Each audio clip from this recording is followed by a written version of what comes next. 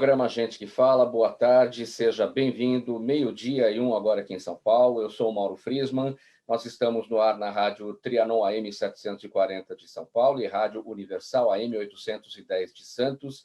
Você nos vê por imagens nas redes sociais, no Instagram e também no Facebook. Eu te convido para curtir as nossas páginas, ouvir os nossos podcasts na sua plataforma preferida e acessar o nosso blog, é o gentequefala.com.br. Participe fazendo perguntas aos nossos convidados, número de WhatsApp à disposição para as mensagens, 97335-0038. 97335-0038. As mensagens também podem vir também pelas redes sociais, pelo Instagram e pelo Facebook. Hoje é quarta-feira, dia de falar de saúde. Eu apresento a partir de agora os nossos convidados, os nossos entrevistados. Dr. Arthur Zular, cardiologista, diretor do Departamento de Medicina Psicossomática da Associação Paulista de Medicina, também coordenador de pós-graduação em Psicossomática da Faculdade de Ciências Médicas da Santa Casa de São Paulo e vice-presidente da Associação Brasileira de Medicina Psicossomática. Seja bem-vindo, doutor Arthur. Obrigado, Mauro. Prazer estar aqui com você, com os colegas e com quem nos assiste. Prazer é todo nosso. Também com a gente o doutor Paulo Manzano, otorrinolaringologista, coordenador do grupo de otorrino do Hospital Otoclínica de Fortaleza. Doutor Paulo Manzano, bem-vindo ao programa Gente que Fala. Obrigado, boa tarde a todos. É um prazer estar aqui com vocês. Também com a gente, compondo essa nossa bancada de hoje, o cientista pesquisador José Ricardo Muniz Ferreira, diretor da RCRIO, Centro de Processamento Celular de Campinas. Doutor José Ricardo, bem-vindo ao Gente que Fala. Muito obrigado, Mauro. Boa tarde a todos. Eu agradeço a oportunidade de participar desse fórum aqui, desse bate-papo. Sim. E lembrando os nossos ouvintes, os espectadores das redes sociais, que nós estamos transmitindo por videoconferência a partir de uma ferramenta, e não dos estúdios da Rádio Trianon, como é o tradicional, em razão da necessidade do isolamento social preconizado pela Organização Mundial da Saúde, também pelo Ministério da Saúde. E aí a oportunidade de a gente ter pessoas de diversas partes do país, diversos cantos. O doutor Paulo Manzano está em Fortaleza, o doutor Zé Ricardo está em Valinhos, região de Campinas, interior de São Paulo, e o doutor Arthur Zular está no litoral norte de São Paulo. Então, a gente tem essa possibilidade, inclusive, de fazer um bom panorama da situação da Covid-19 nesses pontos onde os nossos especialistas estão hoje. Bom, nosso primeiro tema é o seguinte: o Ministério da Saúde dobrou a meta de 23.900.000 testes para a Covid-19 e quer distribuir 46.200.000 unidades para os exames. Até agora, porém, a pasta só enviou aos estados 2 milhões de testes rápidos de eficácia considerada limitada e 24.300 testes chamados RT-PCR. Esses testes que são mais caros, mais rápidos, mas também são mais precisos. O ministro Nelson Teich, ministro da Saúde, disse que a medida é um pilar do projeto que está sendo feito de revisão do distanciamento social. Os números atuais da Covid-19 no país são os seguintes: 43.074 casos confirmados, 2.741 mortes, pessoas recuperadas de 24.325. Doutor Arthur, essa proposta de fazer testes em massa, evidentemente que não dá para testar todo mundo no Brasil inteiro, é uma proposta de fazer um panorama de amostragem. Funciona isso, trabalhar por amostragem, num país tão grande, com regionalidades tão diferentes? Ou seja, é um país heterogêneo, né? Então isso dificulta, ou não? Sem dúvida nenhuma, o Brasil tem dimensões continentais, dificulta, mas sempre foi assim. Nós fazemos as pesquisas através de amostragem. Você isola um grupo numa região e essa região é testada e você, por inferência, conclui que os demais habitantes dessa região também se comportam da mesma forma. Não, seria muito complicado nós testarmos, eu diria que é impossível, 210 milhões de habitantes no nosso país. Então, em termos de epidemiologia, a medicina funciona assim, sempre é feito por amostragem. Como eu dizia anteriormente, você está em São Paulo, porém no litoral norte. Qual que é a situação aí da Covid? Olha, em primeiro lugar, eu diria que a situação no Brasil inteiro, é de medo, angústia, as pessoas se sentiram impotentes, a mídia traz muitas informações, mas a nível pessoal, o indivíduo ele tem muito medo da morte, né? Nós sempre tivemos o controle das nossas vidas e, de repente, não temos mais. É um inimigo invisível, é diferente de um bandido, de um ladrão, alguém que vai assaltar, que pode ser atingido, pode ser visto. No nosso caso, a situação ela é mais complicada, porque esse inimigo ele é intangível e cada pessoa, o vizinho, o familiar, o primo, o irmão, que não mora na mesma casa, passa a ser um agente ameaçador. Esse indivíduo pode ser aquele que vai trazer o vírus para mim. Então, eu vejo muito medo. Aqui no litoral, as pessoas que moram aqui ficaram com muita resistência em receber os habitantes de São Paulo. Tá? Tem bastante gente que veio para cá. Eu fiz o isolamento, estou no distanciamento social dentro da minha casa aqui, e no início partes das praias estavam fechadas pela população local e não pelas autoridades. Outra coisa que gerou dissonância, gerou ruído, você vê que o antigo ministro dizia, por um lado, fiquem dentro de casa, por outro lado dizia, saiam, façam suas caminhadas, tomem sol. Você vê políticos, governadores e prefeitos dizendo, fiquem em casa, se você sair, você pode ser preso. Mas é importante tomar sol para ter vitamina D. Então, se colocando no lugar da população comum, que não conhece a parte científica, é muito ameaçador. Eu vejo que é importantíssimo um programa como esse para que nós levemos informações com calma, com serenidade, para as pessoas terem condições de discernimento. Por exemplo, eu vejo aqui a turma saindo e andando na praia. Não pode pôr cadeiras, não pode pôr barracas, tem pouca gente, é muito isolado, ninguém chega a menos de 2, 3 metros do outro, está se incorporando a essa realidade. Então, mesmo porque nós temos muito tempo aí pela frente, né? Esses números, eles não são estáticos, eles vão aumentando. Daqui meia hora tem mais gente infectada, tem mais mortes. E outra questão, os números eles são subnotificados, né? Nós devemos ter, na minha conta, 10 vezes mais. A Covid chegou no Brasil em 26 de janeiro. Nós tivemos o carnaval liberado nas grandes cidades com turistas da Europa, dos Estados Unidos, da China. Então, esse vírus ele está circulando no nosso meio há muito tempo. Talvez esses números não tão nefastos e terríveis, eles sejam devidos nem tanto ao isolamento e distanciamento social, e sim já uma disseminação maior na população. Se eu tivesse que fazer uma especulação, um chute, eu diria que a gente tem 10 a 15 vezes mais, que é o que se diz. Então, a gente tem entre 400 e 600 mil já pessoas infectadas. Isso é bom, porque, na realidade, internados e óbitos, o número fica pequeno comparado a esse grande universo de pessoas infectadas. Então, essa é a mensagem que fica. Sim.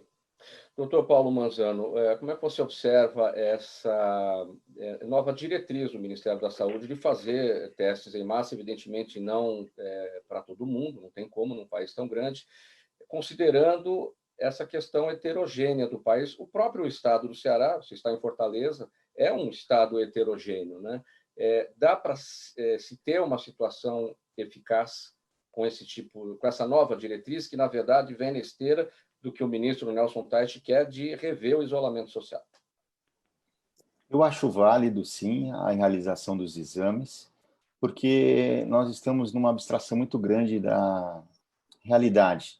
Não conseguimos imaginar a quantidade de pacientes contaminados, o quanto que essa doença já se espalhou. Temos, através de de dados percentuais de outros países, uma ideia assim, hoje os exames são realizados em pacientes em estado grave, e então até para a gente ter uma ideia do quanto que precisa ainda criar leitos, hospitais de campanha, o que tentar ter um controle sobre para onde está indo a doença. Certamente tem também uma margem de que o teste ele é válido a partir de alguns dias, ou ele pode dar um falso negativo, depois precisa ser repetido. É impossível fazer em todo mundo. Mas pensando na ideia de que ter um controle melhor da doença, eu acho que é válido fazer o maior número de testes possíveis na população, sim. Doutor José Ricardo, sua avaliação, mesmo questionamento. Pois é, eu concordo com os colegas, eu só acrescentaria que os testes eles são fundamentais, eles vão permitir, quanto mais abrangente eles puderem ser feitos, ser realizados, melhor vai ser a fotografia, né, do que nós estamos enfrentando, desse cenário. Agora, isso não se traduz em um filme, né, em como isso vai evoluir. Não significa dizer, a partir de uma fotografia que nos mostre, por exemplo, a gente tem aí 10 vezes um número de contaminados no Brasil, mas que não evoluíram para uma internação, para um quadro crítico. Isso não significa dizer que a medida de isolamento ela possa ser afrouxada. A gente precisa, além desse instrumento, dessa ferramenta, a gente precisa entender mais profundamente a dinâmica da doença, o padrão de evolução, qual é a significância real dos chamados fatores de risco, né? Aqueles pacientes idosos com presença de comorbidade, como que isso de fato evolui em termos percentuais, para que aí a gente possa ter medidas mais qualitativas, né? Deixa eu entender melhor. Você falou em fotografia e filme. Qual a diferença entre uma coisa e outra nesse cenário de pandemia? Pois é, a fotografia ela estabelece, ela te dá um quadro no momento. Nesse momento a gente tem esse cenário. Isso não significa dizer que, bom, eu hoje fiz um teste e o teste deu negativo. Não significa dizer que amanhã eu não possa me contaminar. Se esse teste não é possível a todos, né, a partir desse universo, desse N mais significativo, a gente pode ter uma projeção de análise para análise frente à doença mais assertiva, né? Mas ainda assim com muitos vieses, né? Então é necessário que a gente entenda o teste, é aí que eu busco chegar, que o teste ele seja enxergado como uma ferramenta, um instrumento dentro de todo esse processo de análise desse evento aí que a gente está enfrentando. Mauro, uma observação, eu concordo com os colegas e eu acho elogiável a conduta do ministro da Saúde, Taishi, incentivando a compra de um maior número de testes, são 46 milhões, e explicando para a população, para os ouvintes, que existem dois tipos de testes, basicamente. O primeiro é o PCR, que ele identifica a presença do vírus. Então, o indivíduo começou a se sentir mal, ele vai para o hospital para saber se ele está com a Covid-19 ou não, é feito esse exame PCR que detecta a presença do RNA do vírus e a gente pode dizer, este paciente está com a doença. Os outros testes, que são mais baratos e que são chamados testes rápidos, eles são muito, muito interessantes porque eles detectam, identificam se o indivíduo já tem anticorpos para a doença, ou seja, é chamada sorologia. Então, existem basicamente dois tipos de imunoglobulinas, a IgG e a IgM. Então, quando o indivíduo está no começo da doença, ele tem uma dessas, que é a IgM alta e a IgG baixa. Então, a gente pode dizer, esse paciente, esse indivíduo, está com a doença, mesmo ele estando assintomático, sem sintoma nenhum, ele já pode estar identificado dessa forma. E em outros momentos, passou 7 dias, passou 14 dias, a IgG começa a subir. Então, nós podemos concluir que esse indivíduo entrou em contato com a doença, com o vírus, mesmo se ele tenha estado assintomático. Veja, 80% das pessoas, elas têm um quadro, ou são assintomáticas, ou têm um quadro mais brando. 20% vão precisar de hospital. Então, pensando nesses 80%, em termos de epidemiologia, para nos orientar, como foi dito pelo José Ricardo nesse filme, o que nós devemos fazer?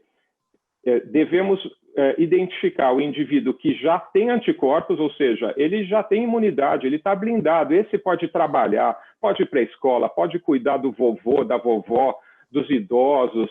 Se ele for um cuidador, ele pode trabalhar como cuidador em asilos, porque ele já teve contato com o vírus, ele já tem anticorpos e ele não transmite mais. Então, isso é muito bom, porque você tem condições de dizer, você pode voltar para a sociedade.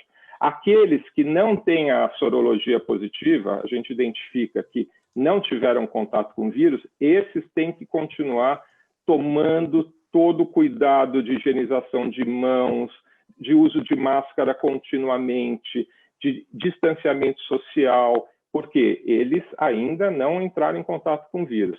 E também é possível identificar nesse exame aquele indivíduo que está na fase ativa da doença, que ele precisa se tratar, ele precisa ficar isolado porque ele está transmitindo. Então, eu não vejo algo melhor para o Brasil do que essa conduta de aumentar a feitura de testes. Essa é a melhor coisa que poderia ter acontecido para nós. Olha, pessoal, o Ceará é um dos estados brasileiros mais afetados pelo coronavírus, com quase 4 mil casos e pelo menos 230 mortes, a maioria em Fortaleza. A situação afeta a rotina da população, especialmente dos profissionais de saúde, que estão na linha de frente e muito mais expostos também aos riscos de contaminação. Neste mês, o governo do estado criou mais 306 leitos de UTI voltados para a Covid-19, e boa parte deles no Hospital Geral de Fortaleza, que é o maior do estado do Ceará. Inclusive, ontem à noite, o governador aí do Ceará, Paulo Manzano, o Camilo Santana, fez uma transmissão pelo Facebook e deu a seguinte informação: a Fortaleza está com 75% da capacidade de leitos de UTI para pacientes com a Covid. São 3.018 óbitos, 3.018 casos, né? 176 óbitos no Ceará. Como é que está a situação de momento aí? E vamos falar um pouquinho de vocês, né? Dos profissionais da saúde que estão na linha de frente. Como é que está tudo isso? Fortaleza em si tem uma particularidade geográfica interessante, né? Pela sua situação próxima à Europa, mais próximo à Europa, a gente tem um hub aéreo de muitas companhias, e isso fez com que o Covid iniciasse aqui nos bairros nobres de Fortaleza, quando tudo começou. Aí houve um alerta dos nossos governantes em fechar o aeroporto para tentar impedir a disseminação, porque os primeiros Covids vieram de fora. E isso retardou um pouquinho. A situação no momento é que já saiu desse bairro nobre e está alcançando a periferia da cidade. Então, o número de pessoas ainda não chegou no seu pior, né? A gente acredita. Mas que as medidas de ficar em casa, a gente percebe na prática que aqui no centro tem tido mais respeito em relação a isso. Mas outro dia eu fui fazer um home care num bairro um pouco mais distante e parecia que estava tudo normal. Muita gente na rua, as oficinas funcionando. Então, como é algo que a gente não consegue ver, realmente a sensação que a gente tem quando está passeando pelas ruas, as ruas mais vazias, aqui o sol nunca deixa de existir, então parece estar tudo bem. A conscientização ela vai chegando aos poucos, e isso pode ser tarde. Então, ficar em casa, sem dúvida, parece que a gente já achatou um pouquinho o platô, né, da curva, essa é a esperança, mas ela é fundamental para que a gente fique em casa.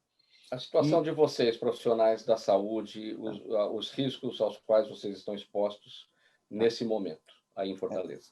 A maior dificuldade foi, sem dúvida, em relação ao número de leitos. Há poucos dias atrás, a gente teve 100% de ocupação dos leitos, mas tem dos leitos do SUS, não dos hospitais particulares, mas foram criados praticamente, acho que 10 leitos por dia, e hoje a gente está com 75% de ocupação dos leitos.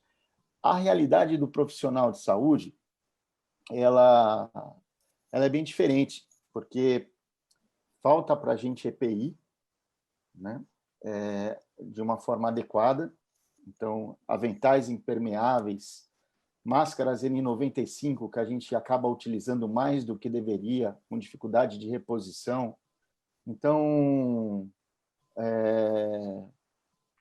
a gente que está na linha de frente, duas coisas eu tenho observado e com o objetivo maior do programa é informar, que eu queria passar aqui. Primeiro, é uma situação grave mesmo, nós temos médicos afastados por questões psicológicas, médicos afastados com medo de perder as suas pessoas queridas, então, médicos que moram com os pais velhinhos ou que têm filhos pequenos, acabaram abandonando a escala de plantão, falando, não, coloca outro no meu lugar, porque eu não tenho condição, não tenho coragem de trabalhar.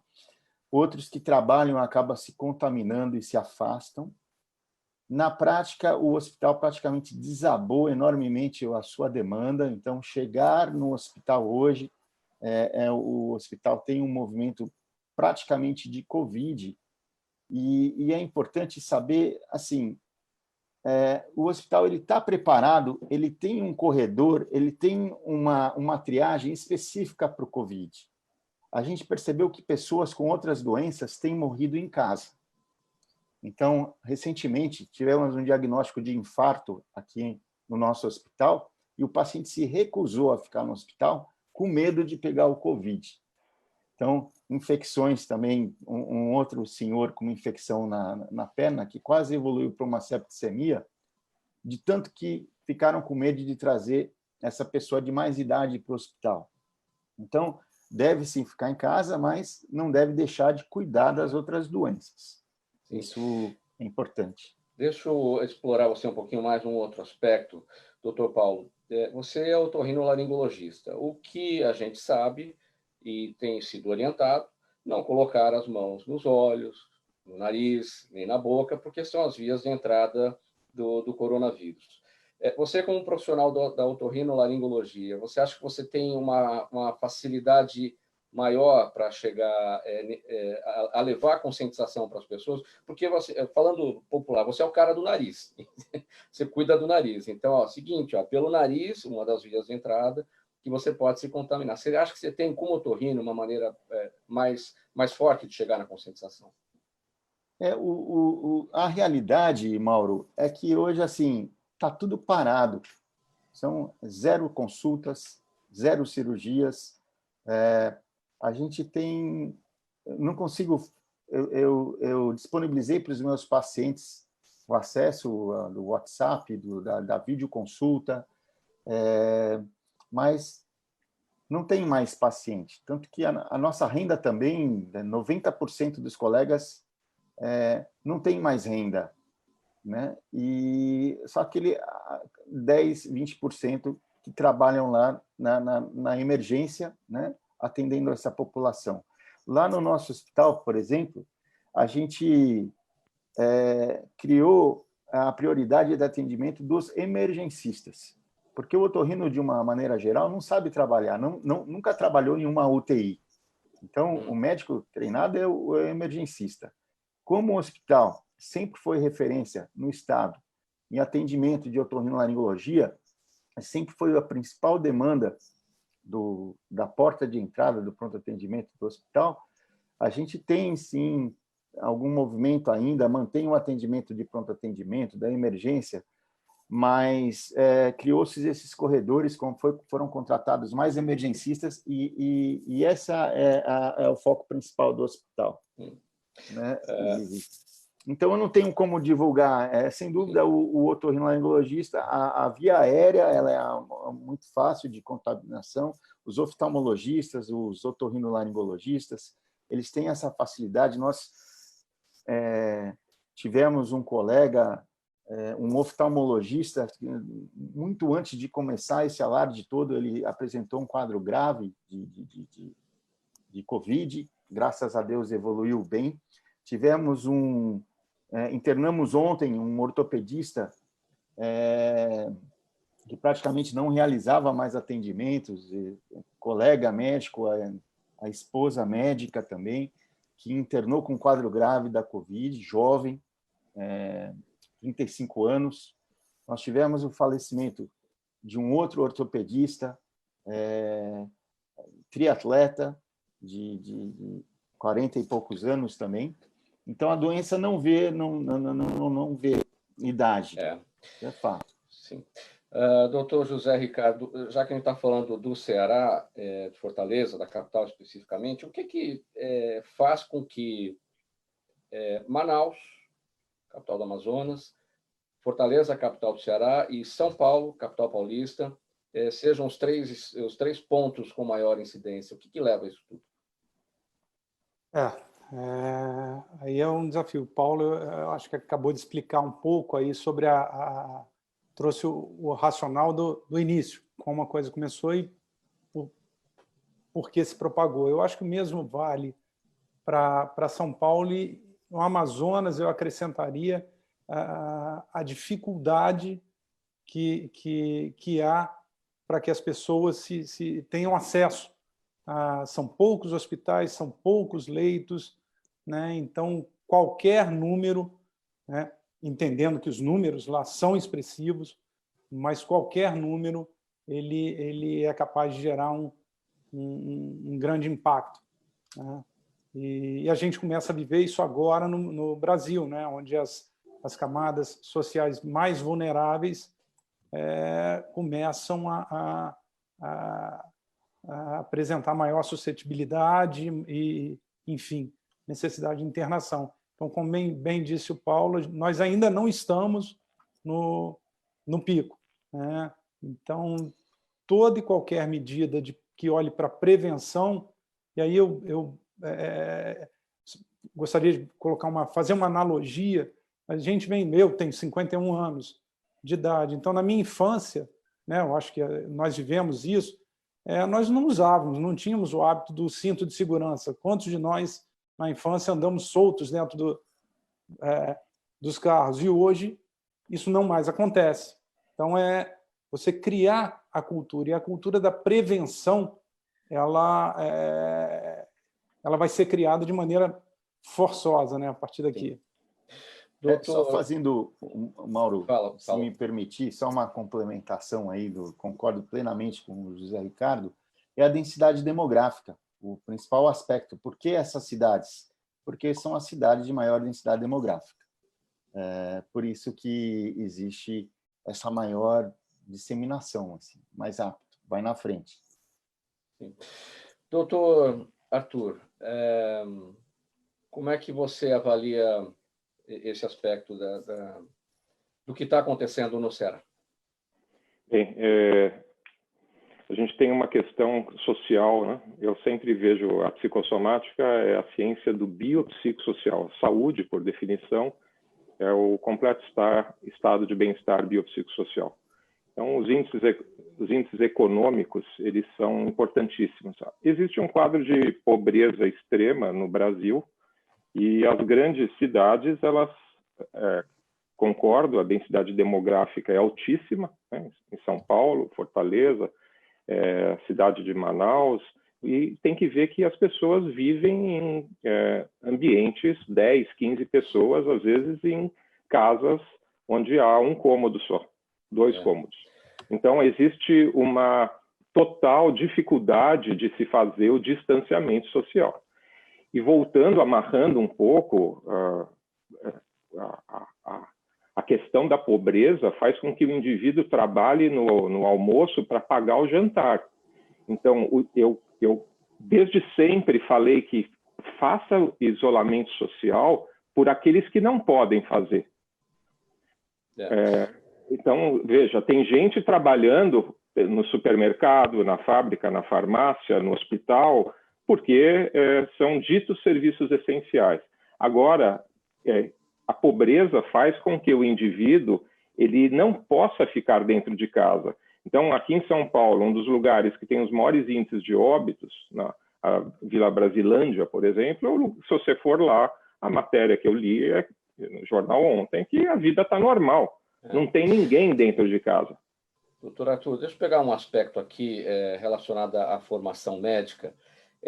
Você acha que, a partir de agora, você já foi intensivista, né? Você acha que, a partir de agora, cria-se um novo momento para os intensivistas? Gente que nunca lidou com pandemia e tendo que usar da criatividade. A gente viu aí imagens de um paciente, acho que em Salvador, se não me engano, criaram lá uma bolha plástica para ele receber oxigênio. Enfim, o intensivista, diante das dificuldades do que acontece nas UTIs neste momento, e falta de equipamentos, falta de respiradores, terem que usar a criatividade para salvar vidas, ou seja, isso muda agora, a partir desse momento, a vida do intensivista? Eu espero que mude, porque quantas vezes que eu tive que escolher quem ia viver e quem ia morrer. E uma das coisas que me fazia muito mal trabalhar no serviço público era isso, falta absoluta de medicamento, de equipamento. Quando tinha o equipamento, ele estava quebrado. Então, os governos, há 30 anos, negligenciaram totalmente a saúde no Brasil. É importantíssimo que nós denunciemos isso. A população, ela agora está olhando com lupa e microscópio quantos leitos tem, se existe intensivista. Isso nunca se foi dito.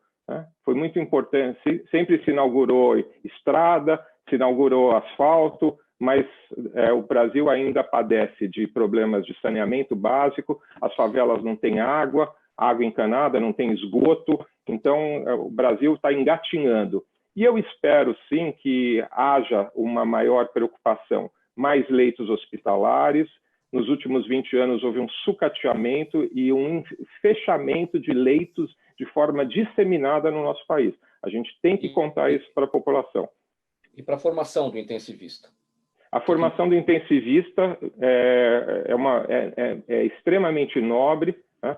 O indivíduo tem que fazer 3 anos, estuda 6 anos de medicina, depois faz 3 anos de clínica médica, depois ele vai fazer cardiologia, ou vai fazer nefrologia, ou eventualmente diretamente a medicina intensiva. É um clínico que tem que saber de tudo, de todos os órgãos e sistemas.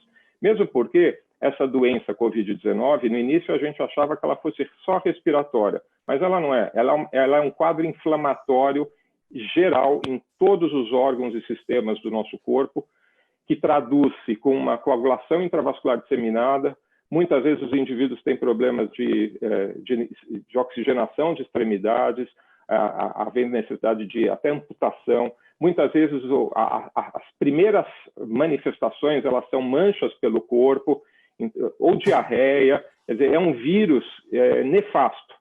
Ele é um vírus nefasto, é um vírus do mal, tá certo? A gente achava que era um vírusinho, não é um vírus do mal. E toda a formação do intensivista nessa hora, ela é direcionada para a compreensão geral do paciente, porque é um paciente que termina por ter falência de múltiplos órgãos e sistemas.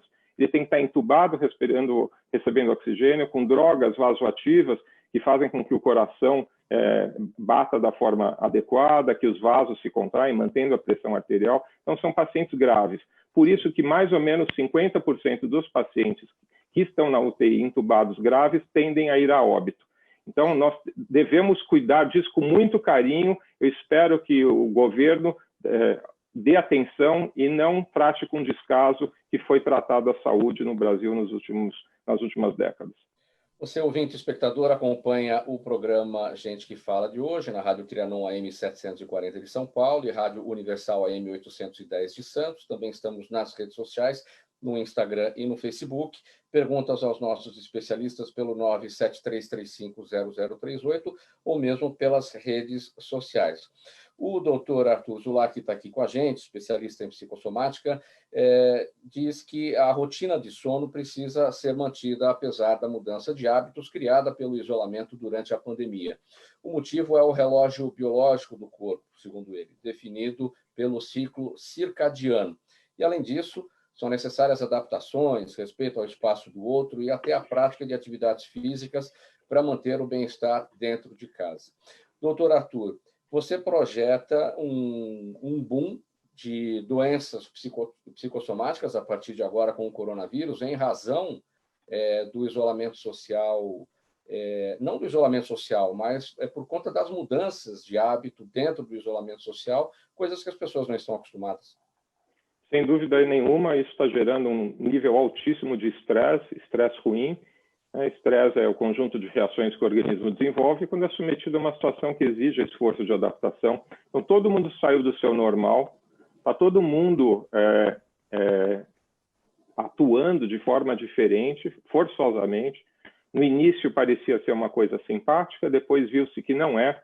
A perda de renda, como os colegas falaram, todas as profissões, os que estão em isolamento social vivem de uma forma intensiva a vida com seus familiares. Então, existem casais que mal se viam. Um trabalhava de manhã, quando saía, o cônjuge estava dormindo. Quando chegava, era o contrário. Então, muitos casamentos iam sendo levados. Imagina a disfuncionalidade de estar 40 dias dentro de casa com casais que não se suportam, por exemplo, né? Ou então crianças cuja educação era delegada totalmente à escolas até em período integral, aqueles que podiam assim deixar seus filhos, e de repente essas crianças têm que agora serem cuidadas 12 horas dentro de casa, e as pessoas não têm muitas vezes a competência, essa possibilidade de acolhimento a essa necessidade. Então, eu diria que os transtornos de ansiedade aumentaram muito. Eu tenho atendido muitos pacientes. Para mim, no meu caso, a telemedicina, no início era teleorientação, aí hoje a gente está podendo fazer telemedicina nesse momento da crise, por telefone ou por internet, está funcionando bastante. Eu atendo profissionais da saúde que estão na linha de frente, médicos, enfermeiras, fisioterapeutas. O grau de medo é altíssimo, como foi dito, eles têm filhos, às vezes moram com idosos, e é um sentimento de ambivalência, de uma necessidade de cumprir, de ter que fazer a sua tarefa. Por outro lado, um medo terrível de morrer e também de trazer a doença para os seus familiares. Eu vejo pacientes com quadros depressivos, que isso aumentou muito o índice de depressão, e transtornos do impulso. O que seria isso? Aquelas condutas compulsivas. Quem fuma, fuma mais agora. Quem come, come muito mais.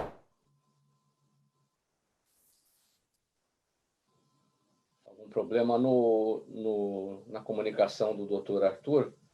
Os demais estão me ouvindo? Sim, eu estou ouvindo. Doutor Paulo,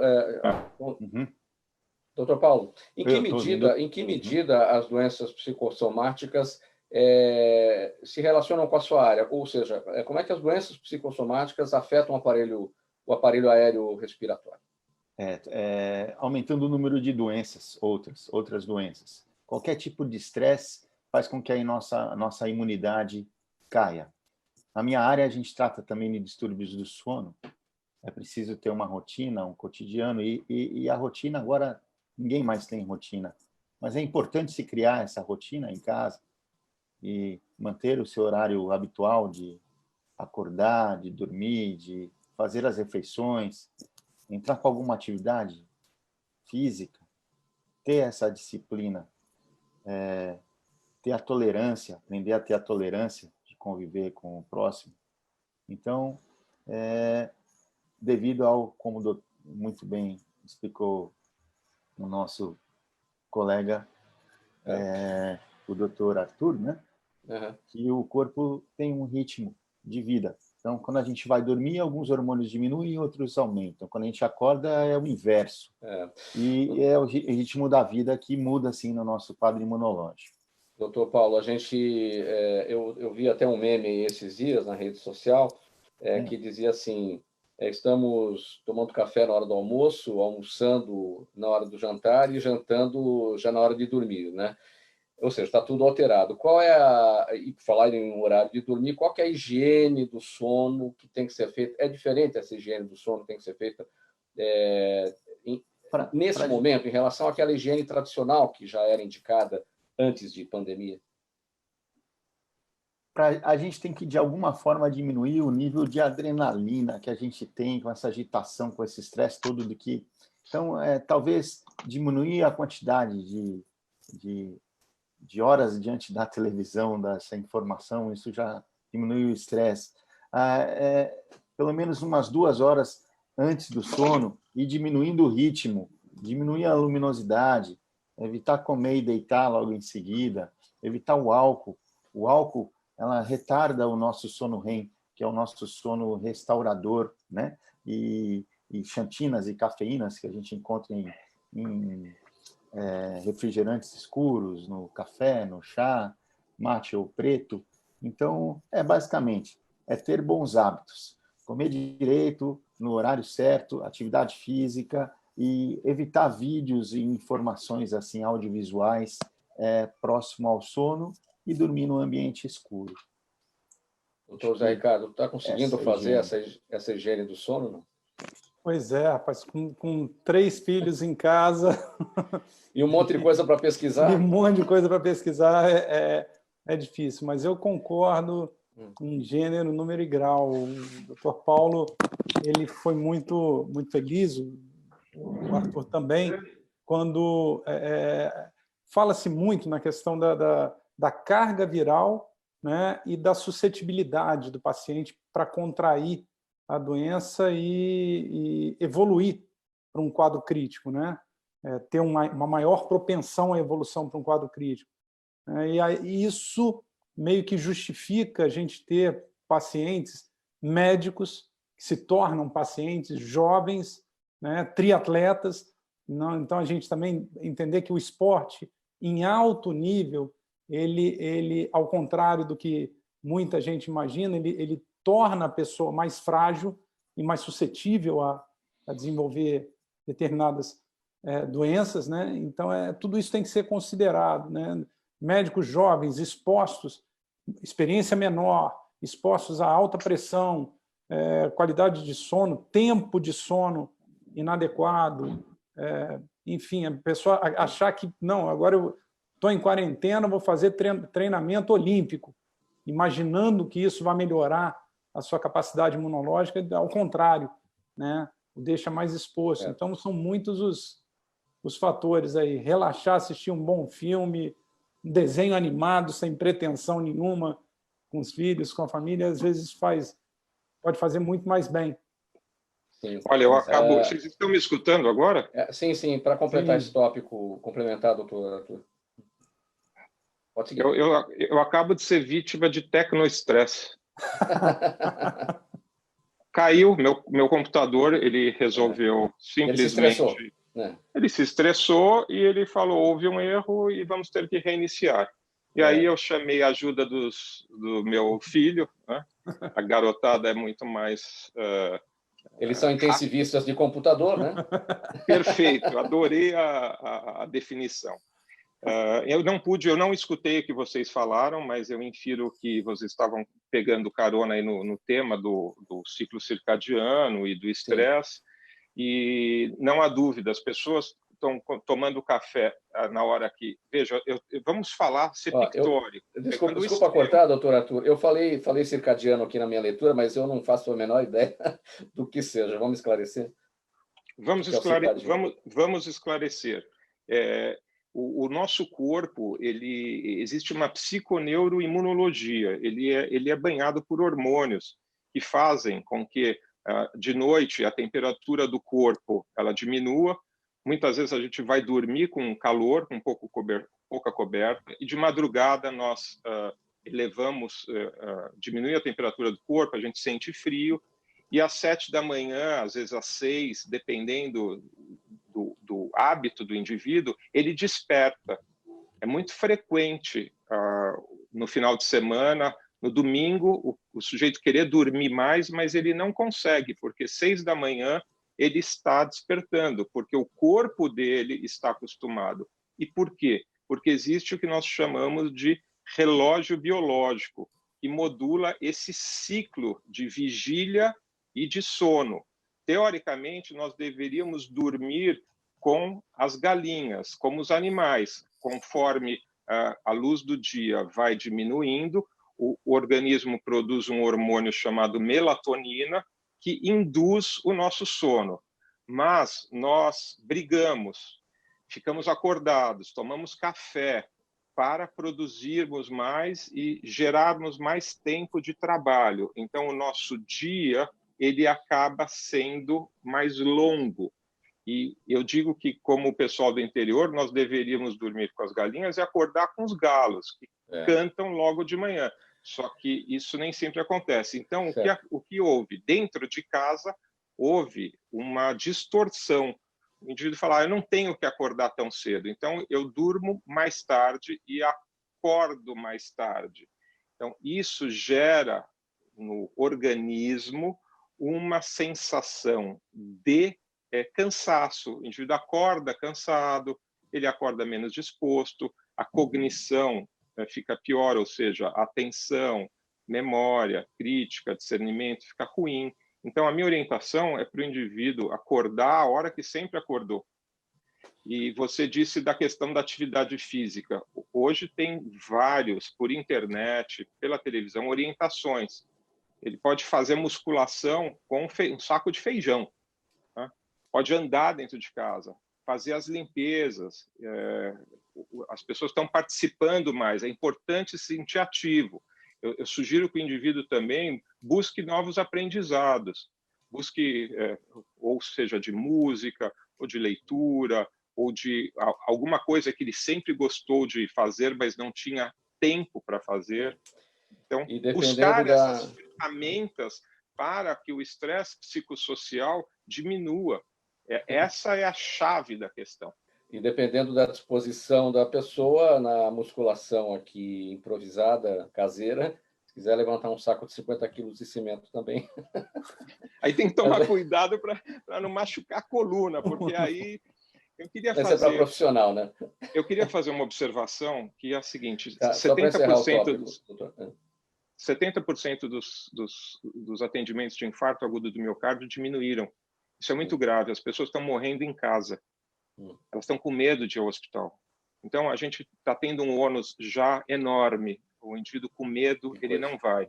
Ou quando chega já passada aquelas 6 primeiras horas, onde pode haver uma desobstrução por uma cineangiocoronariografia, colocação de stent. Então, quando chega, se não chega morto, chega num caso ruim e vai haver uma qualidade de vida muito ruim, com perda de músculo cardíaco.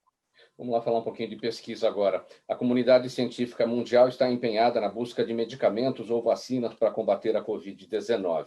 Esperança também surge nas pesquisas com o uso de células-tronco mesenquimais. São as mesmas encontradas no dente de leite das crianças para amenizar os efeitos da doença. Segundo os primeiros estudos, elas demonstram ter capacidade de reduzir os processos inflamatórios que podem surgir nos pacientes infectados pelo coronavírus. Dr. José Ricardo, a sua palavra como cientista, como pesquisador, sempre que surge uma nova doença, os trabalhos de pesquisa para tratamento ou para vacina, eles se iniciam a partir de coisas que já estão sendo feitas em relação a outras situações, em cima de outros trabalhos, ou tudo começa do zero? Pois é.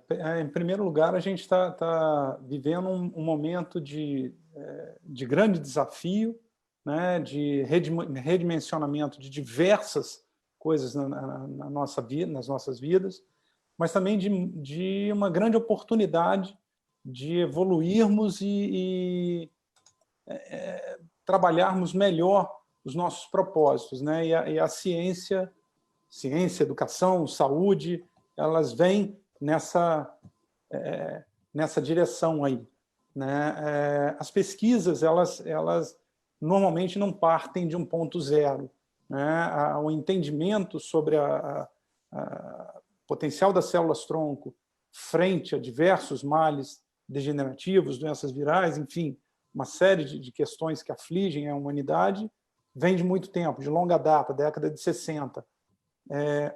O que acontece é que a gente vem caminhando historicamente numa velocidade que não é a velocidade ou a intensidade adequada à demanda que se impõe agora, né, nesse momento. Então, no momento de surto, a sociedade volta o olhar para a pesquisa e, bom, agora a gente precisa de solução, então vamos mergulhar e tentar resolver tudo no atropelo, e não é assim. O primeiro passo que vem sendo dado, tentar ser bem sucinto aqui, é entender como a gente pode combater uma doença como essa, uma manifestação como essa. Então, são basicamente 3 caminhos, né? Ou você combate diretamente o vírus, né? As vacinas, os antivirais, enfim, ou você dificulta a jornada desse vírus dentro do organismo, porque ele tem a sua atividade a partir da entrada na célula, ele é mais ativo quando ele entra na célula do indivíduo, nas diferentes células no organismo. Então, essa estratégia, por exemplo, da hidroxicloroquina, associada à azitromicina e outras que vêm sendo postas aí, trazidas, elas olham para esse segundo cenário, essa segunda possibilidade. E como terceira proposta, o meio científico e clínico vem olhando para o tratamento das infecções decorrentes da ação do vírus ou infecções chamadas secundárias. O indivíduo ele já melhorou diretamente da questão do coronavírus, mas ele adquiriu dentro do hospital uma infecção secundária. Como tratar isso? Aí entram as células-tronco, né, como uma possibilidade. O que são as células-tronco? Elas são para um entendimento maior, elas são células que nós carregamos no nosso organismo e que são coringas. Elas não têm uma identidade definida, mas têm um potencial de multiplicação, de regeneração dos tecidos lesados, né? Osso, cartilagem, gordura, tecidos cardíacos e outros tantos. E mais do que isso, elas têm um potencial enorme de controlar a intensidade da resposta inflamatória no nosso corpo. E a gente sabe que numa manifestação como essa, né, um grande problema que nós enfrentamos é a intensidade da resposta inflamatória, que é uma resposta de defesa do nosso organismo frente ao agente agressor, que é o vírus. Só que quando essa intensidade é muito alta, principalmente em pacientes mais suscetíveis, pela idade, pela presença de alguma comorbidade, por uma exposição a uma carga viral maior, um estresse, enfim, essa resposta inflamatória exagerada pode levar o indivíduo para um quadro crítico e muitas vezes ao óbito, né? Então, a célula-tronco ela vem sendo pesquisada no mundo, clinicamente, de maneira séria, em diversos centros, com o propósito de, no momento adequado, com um protocolo adequado, minimizar essa resposta inflamatória de modo a aumentar a chance do indivíduo se estabelecer imunologicamente e enfrentar a doença sem uma evolução para o quadro crítico. Em síntese, essa seria a linha de pesquisa que em diversos centros do mundo vem sendo tratada. Gente, bem objetivamente, a gente tem perguntas aqui do público, do Gente que Fala, perguntas feitas pelo WhatsApp e também pelas redes sociais, pelo Instagram e pelo Facebook. o agradecimento aos ouvintes e espectadores que estão mandando as perguntas. Como o tempo está bem apertado, gente, um minuto no máximo para cada uma das respostas. Doutor Paulo, o Carlos Henrique pergunta pelo Instagram: a pandemia de coronavírus pode aumentar o número de óbitos por todas as outras doenças nesse ano, pela falta de médicos e de hospitais? O doutor Zular falou um pouquinho a respeito disso instantes atrás. Infelizmente, sim. As pessoas estão com medo de vir ao hospital. Então, quero deixar esse recado que não fique doente em casa. Se estiver doente, venha para o hospital, mantenha os seus tratamentos, seja de hipertensão, diabetes, não, porque o hospital está meio que dividido, separado. Coronavírus vai para um lado e outras doenças vai para o outro. E a gente infelizmente, já está vendo mais óbitos por outras doenças. Isso já é fato, sim. Isso já acontece. Doutor Arthur Zular, a Viviane de Santos pergunta: problemas emocionais causados pela pandemia podem se transformar em doenças sérias? Está dentro do seu tema das doenças psicossomáticas, são doenças das emoções. Todas as doenças são psicossomáticas e, na verdade, o estresse ele aumenta a hipertensão, ele aumenta a colite, os problemas de urticária, ele predispõe a infecções, a aparecimento de neoplasias, de carcinomas. Então, sem dúvida, a gente vai ter um boom de doença no país. E complementando, exames eletivos, digamos assim, uma simples endoscopia não está sendo feita, ela está sendo adiada. E o que acontece? De repente, esse indivíduo tem um câncer que seria diagnosticado nessa endoscopia, e ele vai fazer essa endoscopia daqui 2, 3, 4 meses, e talvez já seja tarde demais. Então, nós teremos a conta, ela vai chegar, e ela já está chegando, ela vai chegar muito cara para as pessoas e para o país. Zé Ricardo, a Fátima de Diadema pergunta a sua opinião sobre o uso de medicamentos que só têm apresentado resultado positivo em alguns pacientes, como a cloroquina e outros, diz aqui a Fátima de Diadema, com toda a polêmica que envolve essa questão da cloroquina, ideologia de um lado e de outro, não é isso? Bem objetivamente. Bom, o momento que a gente vive é um momento de incentivo a pesquisas estruturadas, multicêntricas, né, que envolvam diversos centros, é o esforço conjunto para que a gente tenha um número representativo, significativo de pacientes tratados, né, de casos tratados, para que as respostas sejam mais contundentes, né, sobre a efetividade, sobre a segurança, sobre o melhor momento para aplicação, se quando o indivíduo é diagnosticado ou se quando ele já evoluiu para um quadro crítico. Enfim, é um momento de validação científica e clínica, né? José Ricardo, aproveitando que você está com a palavra, sua mensagem final para a gente começar a encerrar o programa. Bom, em primeiro lugar, agradecer a oportunidade, a excelente oportunidade da gente tratar de maneira tão franca, tão aberta e oportuna um tema tão importante, tão relevante, com o devido peso, né, e deixar como mensagem para as pessoas de que há esperança, sim, não há, diante de toda essa pandemia, uma inércia científica e clínica presente, as pessoas estão buscando soluções e a gente vai vencer, né? Seguindo aí a cartilha, venceremos todos e aprenderemos muito. Arthur Zular, palavra final, bem objetivamente. Eu acho que a conclusão é que não existe mais o eu e o você. A solução ela está na ação conjunta de todos nós. Nós precisamos do outro. Quando eu uso máscara, eu protejo você. Quando você usa máscara, você me protege. Ou seja, as soluções vêm da compreensão e da ação uniforme enquanto sociedade.